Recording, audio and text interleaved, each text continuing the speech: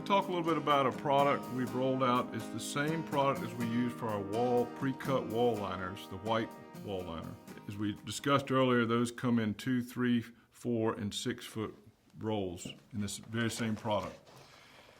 It's black on one side, and it's a really rich white on the other side. The reason I like this product is it's relatively lightweight. This product comes 12.5 feet by 100 feet. It's 100% reinforced. So I'll give you an example of what I mean by that. People say, well, it's only 8 mil, it's not very strong. So this is what we're dealing with. I'm going to take a scissors and I'm going to cut it here. I'm going to pull on this, open my microphone. You can't budge it.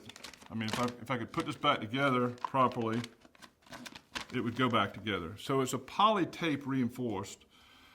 It's probably stronger than most 15 mil products on the market. It's 100% reinforced. So for the price, it's very competitively priced. It looks really good. It's easy to work with.